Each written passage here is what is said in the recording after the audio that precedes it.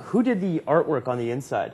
Because it's a crazy... The poster? Yeah, it's yeah, awesome. That's one of my friends who's actually one of the guys I was talking about, who was a b-boy. Oh, yeah? Yeah. It's pretty awesome, yeah, man. he's a wicked artist, man. His name's Phil Matavina.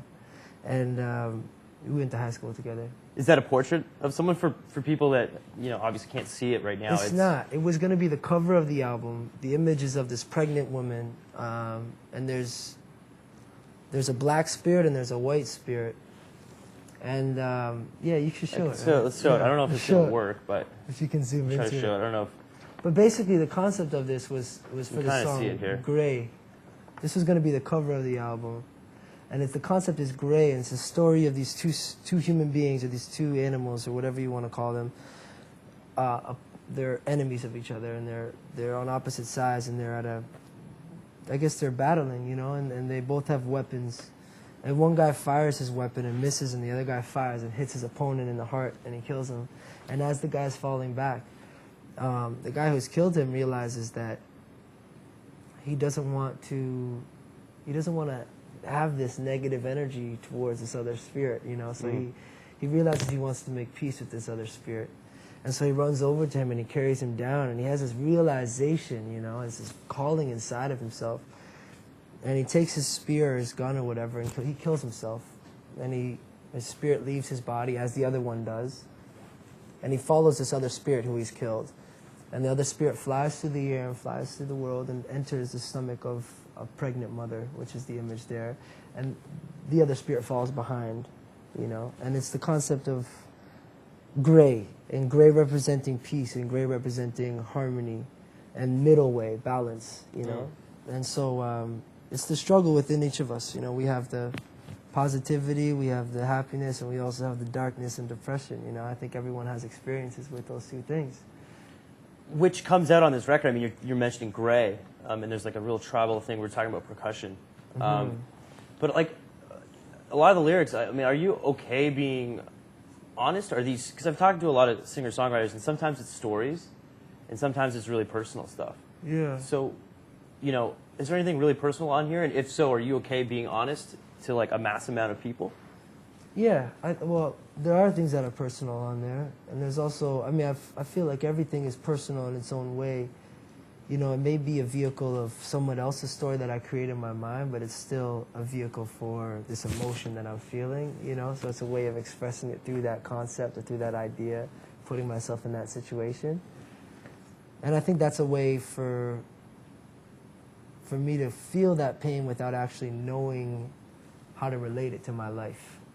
You know, which works both ways, because that when somebody hears the song, they can interpret it how they want Definitely, to, right? Yeah, I think that's the power of music. You know, you can feel things. I mean, if it's coming from a certain place, you know, but everybody has their own experience, so it's open. You know. Let's talk about music that you like.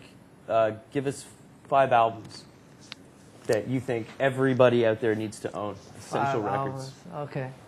It's a hard question, sorry. Yeah. I think Miseducation of Lauryn Hill was a really important album for me. That was a great album, yeah. Yeah. It's a good one. That's a really good one. For sure, yeah. Grace by Jeff Buckley. Yes. Yeah. Stevie Wonder, Inner Visions. Can't go wrong with Stevie Wonder. Yeah, Stevie Wonder is just great. I love Radiohead.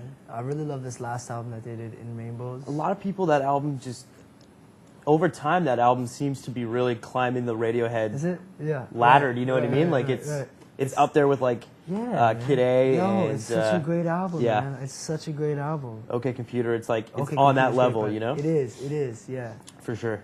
But I think that's what's great about that. And, you know, Jeff Buckley was like that, too, for me. It took me some time to understand it, you know. But that's what's so beautiful about it is you don't get it the first time you listen. It's not that kind of thing. It's not like an instant hit that's on the radio, you know. It's got depth. It's got many different worlds. So it takes time to process. I'll stop you right there because, I mean, we got one more album to pick. 2 albums. Yeah, I got 2? two You got albums. 2? You got 2? Okay. So, yeah. We'll get back to it, but cool. On that note, I mean, there are pop sensibilities on this record, but you do get the sense that you are more about the music than trying to write a hit. you know what I mean? Yeah, I'm trying to practice music that way. I grew up listening to a lot of pop music, so naturally I think that's an influence of mine and part of my experience with music. But, you know, there's so many, I think, fears that artists have releasing music into the world and to the industry that it is, especially if they want to, I don't know, I guess the surroundings and such, and I can feel the pressures at times, you know, but it really is an art, and there's no boundaries to it. So I really want to practice deepening my sound and deepening my relationship with music and expressing things more, what's the word I'm looking for? Vulnerably? Is that another word? Sure, another made-up word right here, guys. No, I mean, you're exposing your vulnerability. Yeah, vulnerability. I think that is a word, yeah. With music, you know? Yeah. Becoming closer to it in that way. And I mean, I get the sense that this probably was also a cathartic record for you. Cathartic. I don't know exactly what healing. That means. Healing. You're Yeah, letting stuff in. naturally music is that way. Naturally, without any attempt at being that way. Okay, so you got 2 more records. Okay, 2 more records. Man, well, you mentioned David Gray, White Ladder, right? We were talking about that earlier. Yeah, I like that album. I mean, I haven't listened to it in a really long time, but it's the one I can think about now. And I like David Gray a lot. I think he's great, man. That was a really good album. Yeah, I really and like that yo, album. Joni Mitchell as well is really good.